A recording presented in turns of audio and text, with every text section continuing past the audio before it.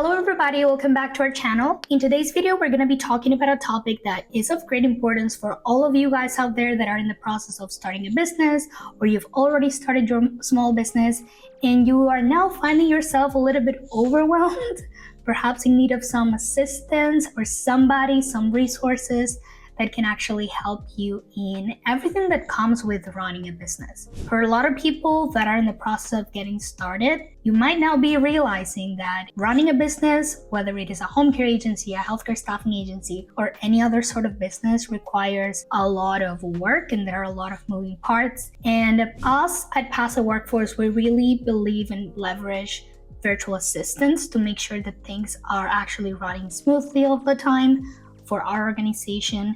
And it is something that we 100% recommend and encourage our customers also do. So I wanted to make a video basically talking about the process of hiring virtual assistants and providing our audience with a guide on how to do this, if this is something that you are thinking about doing now, or perhaps implementing in the future once your business has a little bit more structure.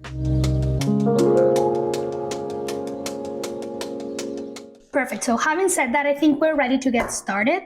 I'm sorry if I'm looking down a lot. I'm just looking at the presentation that I have put together as support material. You should also be able to see this on your screen right now.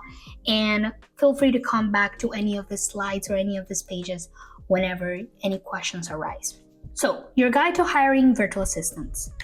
The first thing that you need to understand is that there is a process and there are certain things that you need to do before you hire anybody. Oftentimes, I see people ready to start hiring resources, and after talking to them, you quickly realize that they have not really done their due diligence.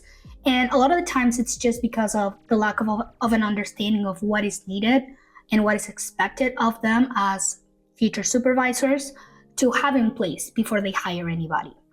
The first thing is you want to make sure that you have defined your goals. And what I mean by defining your goals is defining the goals for the business and also defining the goals for hiring this person. Whenever you decide to take any new action, whenever you start to implement any new strategy, get any new resource for your organization, you always want to do this.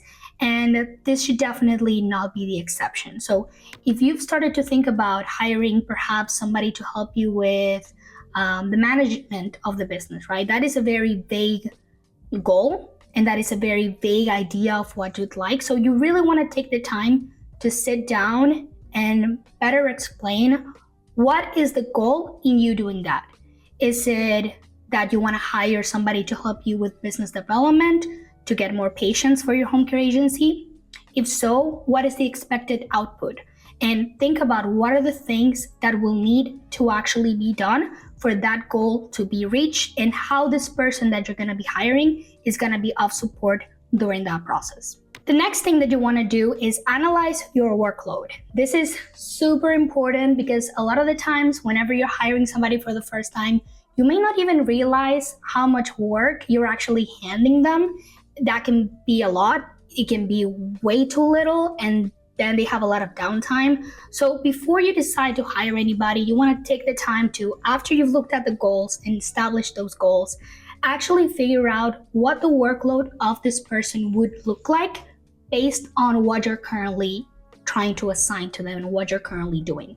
So going back to the example of hiring somebody with assistance in business development or sales, what are the tasks that you are currently doing and how long are those tasks taking you? From there on, you can decide what are the things that you are going to be able to successfully delegate to this person and figure out approximately how long you think it would take this person to successfully complete the assignments for them to ultimately reach the goal. So it all kind of ties together, as you can see. The next thing is budgeting. You don't want to be in a situation where you are not able to actually pay the resource the amount that you guys came to an agreement to. Okay, I've seen this a lot. People get started, they feel like they need help, they hire somebody, their business is not yet really making any sort of revenue, and they get into a situation where, first off, they're not able to cover perhaps more necessary costs, or they're not able to actually pay the resource that they just hired. So either way, it is very unfortunate. You don't want to put yourself in this situation. I'm going to talk a little bit more about this later on. But once you know the goals, once you know the workload, you kind of have an idea of how many hours of work this person would most likely need to complete their work. This might be full-time, this might be part-time, maybe it's just 5-6 hours a week. And based on that, you want to really be able to establish how much you're able to budget towards this sort of thing. Now that we've figured out the goals, we have figured out the workload, and we have a budget, you need to sit down and put together the SOPs. SOPs are standard operating procedures, and having this in place is really going to make the process of onboarding and training your new virtual assistant super seamless. Way too many people miss this step, and it is completely normal if you're just getting started, but you should definitely try as best as you can to make sure that you have something that this person that you're hiring can go off of.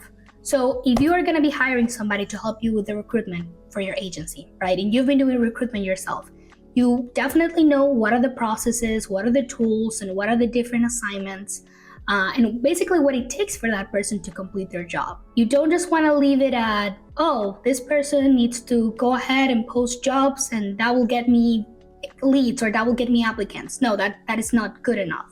For somebody that's just getting hired and somebody that you're going to have as part of your team, you want to make sure that you're providing them with as much guidance and as much training as possible. So starting with an SOP is, in my opinion, the best way to do it. There are a few ways in which you can complete this. For me, I really like to record Loom videos prior to onboarding and hiring anybody.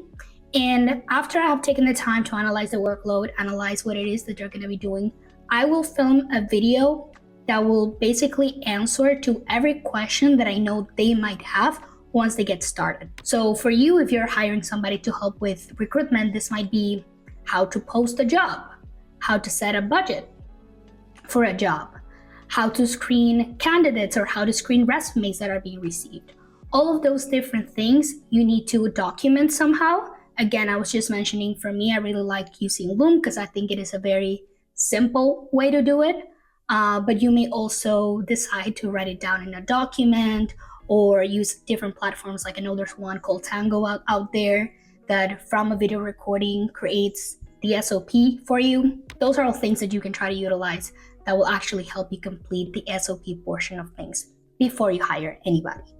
How to get started. So now that you know exactly what the goal is in hiring a virtual assistant, you have a budget, you have the SOPs, you've analyzed the workload that this person is going to have, you are ready to move on to identifying the needs. Or I call this identifying the needs, but what I mean with this is creating a detailed job description based on what you're trying to delegate. So there are a few things that, as I mentioned before, you know this person is going to be doing, and you want to make sure that you are writing this down, because this is going to be the document, this is going to be the information that you refer back to as you are interviewing and as you are recruiting, to make sure that the people that you are analyzing or the candidates that are being interviewed align with the position and the needs that you may have. The first thing that this job description should have would be the tasks. What are the things that this person can expect to do on a daily basis, on a weekly basis, on a monthly basis? Think about this and write this down in the tasks section or responsibilities section of the job description.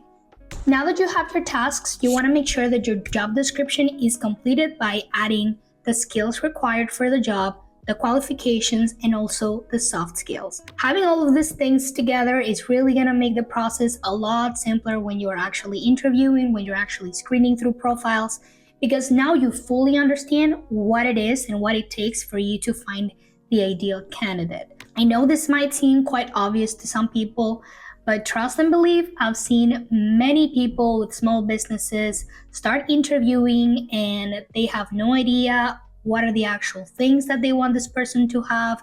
They do not know how to explain what the role entails because they never took the time to work on this.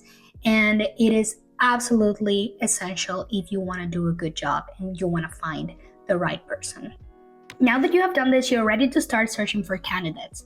And there are many different ways in which you can try to get candidates. Some very common ways are through Fiverr or Upwork or Facebook groups. However, my preferred way by far is by utilizing outsourcing companies. In the last couple of months, we have been using Simply Trabajo a lot, and we really like their way of working. So I definitely recommend you check out their offerings if you're interested in hiring a company like this. But just to summarize what they do, essentially, these outsourcing companies help you in obtaining the necessary resources, and they have specialized recruiters that filter out through hundreds and thousands of applications to make sure that you are getting somebody that fully aligns with your needs, that can work in your schedule, that you are able to fit within your budget, and all of these things. So you're not doing this alone, especially if it's your very first time hiring virtual assistants. If you're looking to hire virtual assistants abroad to save some costs, this is a great way to do it. Their offerings start at $10 an hour, so definitely check it out if that is something that you're interested in. Now, I don't want to go too into detail talking about screening and interviews, because I definitely want to do a full video dedicated to this, since it is arguably the most important part of the process in hiring virtual assistants, and it is what's going to allow you to make sure that you're hiring the right resource. I think that the main mistake that I see people make at this point is not take the time to actually ask all of the questions that they should be asking, because they are uncomfortable and they want to end things quickly. And you definitely want to avoid being this person. Oftentimes, a lot of the business or work relationships don't work out, and it has nothing to do with the skills that the people may have, or at least the hard skills that the people involved may have, but it has more so to do with personality and the expectations. So in actually taking the time and engaging in conversation, having a 30, 45, 1 hour long detailed conversation with the candidate, I can assure you, you're going to come out of that conversation with an idea of whether or not you can actually visualize that person working for you, or if it is just not gonna work. And again, a lot of the times it has nothing to do with what they bring to the table as far as hard skills go or as far as experience goes, but it has more so to do with other things that you will only really be able to fully understand if you take the time to get to know them. Something that we love to do at our companies is to implement a test task, or essentially a project that the virtual assistant can take on before they get an official offer letter. And this is just to make sure that they are able to perform. During the interviews and during conversation, some people, they're not 100% honest. Some people lie about what they know how to do. So it is very crucial for you to have a way to make sure that this is not necessarily happening to you.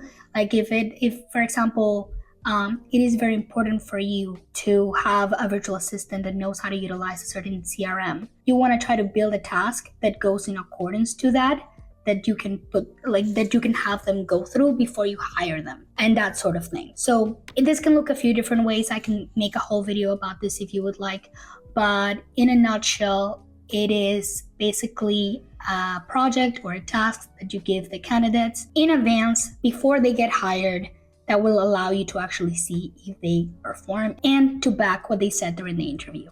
Now we're getting to onboarding and training. Onboarding and training is definitely essential, and it is gonna be the last thing you do before they are able to start actually working. So the first thing that you want to do is you want to make sure that you set up the basic things that you know they will need access to in order to complete their job. So this might be access to an email, a phone, a specific tool or software. Make sure to give them access to all of these things in advance, so they don't start work and not know where to go and what tools are supposed to be used and that sort of thing. Along with this, you also want to make sure that you give them access to any documentation that you may have. So for example, if you did go ahead and create the SOPs, this would be a part of that.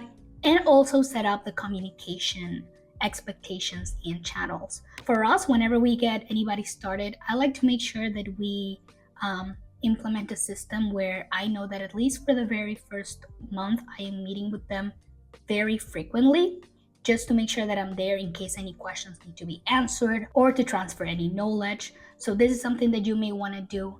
I know for some people, they just, based on the nature of the job, they might be okay with meeting with their virtual assistant just perhaps once a week or every 2 weeks. Or for you, you might want more constant updates. So these meetings might be on a daily basis. So you definitely want to make sure that you are standardizing these things and communicating them during the onboarding. And then lastly, we have the training. So The training is obviously going to be up to you to develop, and it's going to come down to what the position entails. If you have the SOPs, that should make the training much more easier, but definitely expect there to be an introduction to the training so they know what to expect. You should definitely have a task training, again, SOP if you created this, and provide regular feedback to the employee during this frequent meetings that you should be having with them once they get started.